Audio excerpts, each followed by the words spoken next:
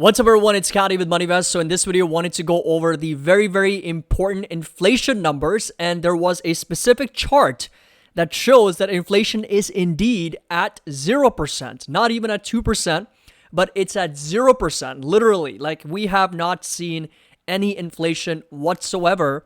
And that's exactly what I'm going to break down in this video. As always, if you enjoyed it, find it helpful, make sure that you drop a like. Don't forget to subscribe to the channel.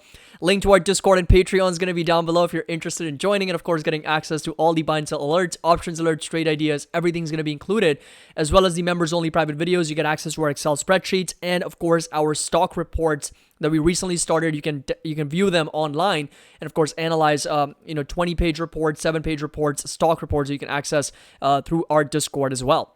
So this right here was the chart that I'm talking about, CPI, which is excluding food, energy, shelter, used cars, airline fares, apparel, insurance, medical care, and everything else that people consume. It is indeed at 0%. There is no line because inflation is 0% if you specifically look at that number. And see, the reason why I'm bringing this up is because there was a tweet from American economist Paul Krugman. He says the war on inflation is over. We won at very little cost. And he is literally using CPI, X food, energy, shelter, and used cars. I say, why even stop there? Why? Why should we stop right there? Let's just pile on even more stuff. Let's just pile on insurance and medical care and everything else that people consume. And now we're magically down at 0%. Inflation is indeed below the Fed's target. You see, that's what happens, right? When you see, and there's another comment in another tweet that Tim mentioned. This is so laughable. He said, that's fantastic news for all Americans who don't need food, a place to live, fuel, and electricity, right? That is so true because, see, that's called cherry picking the data. That's what ends up happening, I think, in the market when somebody is trying to push a specific narrative. We need to be objective as possible as we can be when we're analyzing data. Right? Numbers don't lie. Numbers will never lie to you, right? Sure, we can argue and we can debate over how they're calculated, but at the end of the day, prices and numbers don't lie. And the fact that we can kind of cite this chart excluding the most important things which Americans basically need is kind of very naive. Like, it's interesting saying that inflation is down when the four main things that people use, right? Food, energy, shelter, electricity, oil, all those things. If you exclude for that, yeah, inflation is going to be lower. Just like my chart shows, my great chart over here, where you basically take CPI X, everything else that people consume. And this right here are the CPI components, right? So the things that he basically took out, 68% of overall CPI basket was taken out, right? So shelter, food, cars, transportation, and energy. Now, this right here is what Liz Ann also tweeted. She mentioned that CPI core services, X housing, has definitely reaccelerated over the past handful of months, 0.6% month over month. In September was largest since September of 2022. Now, CPI core services X housing, okay? That is also taking out a lot of data, but this is also specifically what the Federal Reserve is focusing on. They have already told us that they are focusing on core inflation and more specifically core inflation X housing services, right? So in other words, they're looking at services and X housing to better understand how high or low inflation really is. And if you take a look at last 3 months here, we have accelerated back higher from 0.2, 0.4, and now sitting at 0.6% for core inflation services X housing. So this is where we are, and this right here was Fundstrat basically suggesting, and Fundstrat, as we already know, they're extremely bullish on the market. They almost always are. And they mentioned that biggest contributor to September core CPI was, quote, shelter, and more specifically lodging away from home, which is hotel stays, a 51% annualized rate. Does anyone really think hotel prices rose at 51% annualized rate? This doesn't make any sense. So what they're saying is specifically over here that other lodging away from home, including hotels, was up a little bit over 4.21% in the month of September. And again, it's just big swing for hotels from negative 43% to plus 51%. It's on an annualized basis. They're already forward annualized numbers that they are putting up. In other words, it was only a month over month change, right? When we start to analyze this, yes, what they're doing is negative 3.59, and they're multiplying it by 12. So they get negative 43%. That's exactly the calculation they just did, negative 43.08%. And then if you take 4.21 multiplied by 12, 50%, 50.5. So they're doing 51% basically. So what they're saying is big swing for hotels from negative 43 to plus 51%.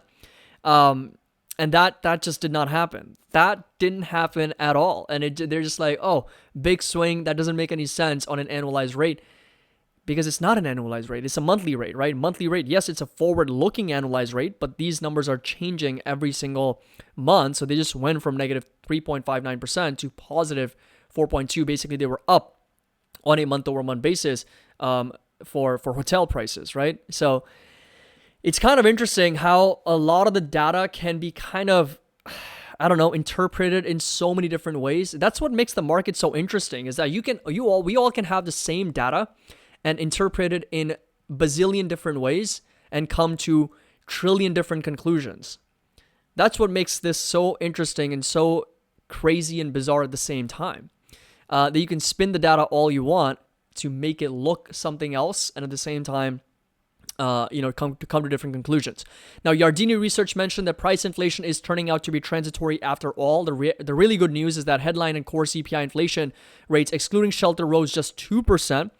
So he's, again, taking into account core inflation rates, excluding shelter, which I guess is okay if you take out one item or two items.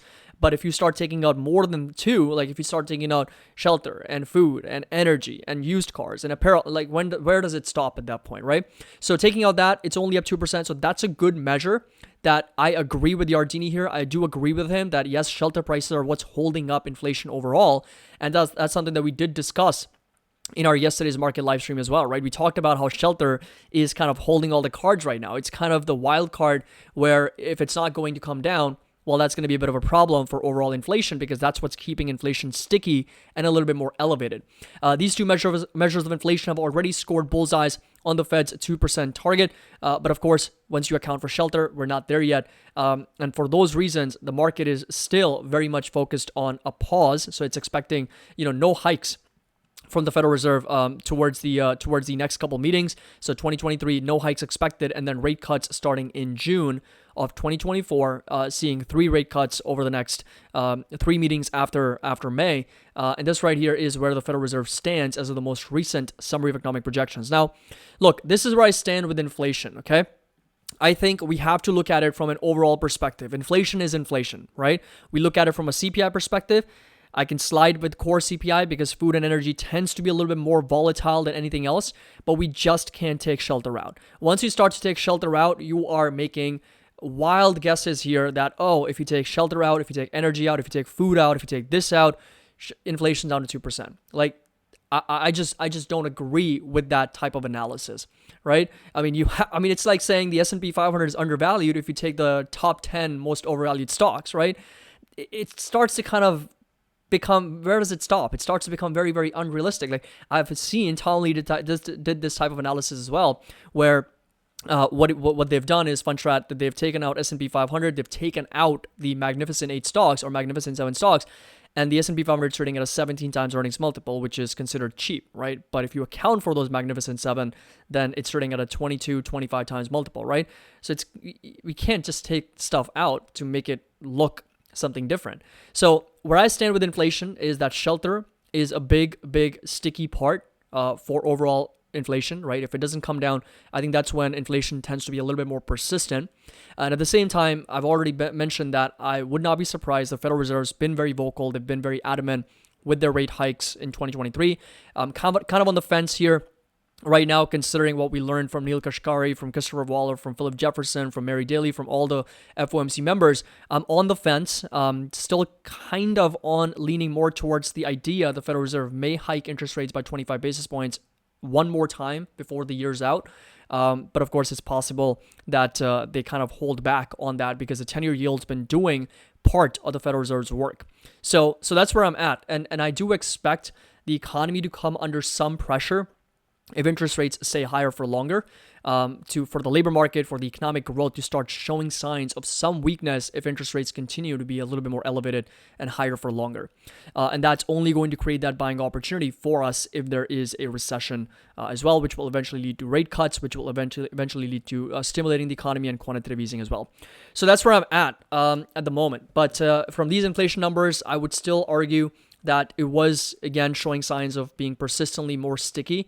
On a year-over-year basis, we're still at 3.7% and 4.1%, which again is still above the Fed's target. I'm not reading too much into some of these numbers, but the bottom line is shelter prices, and if oil continues to go up, that's going to be a problem. But shelter is really where the problem lies for overall inflation. But let me know in the comment section down below, what do you think? It's going to be an interesting comment section, so I want to hear from you guys as well. As always, if you enjoyed this video, found it helpful, make sure that you drop a like. Don't forget to subscribe to the channel. Link to our Discord and Patreon is going to be down below. And as always, happy investing. I'll see you all in the next video.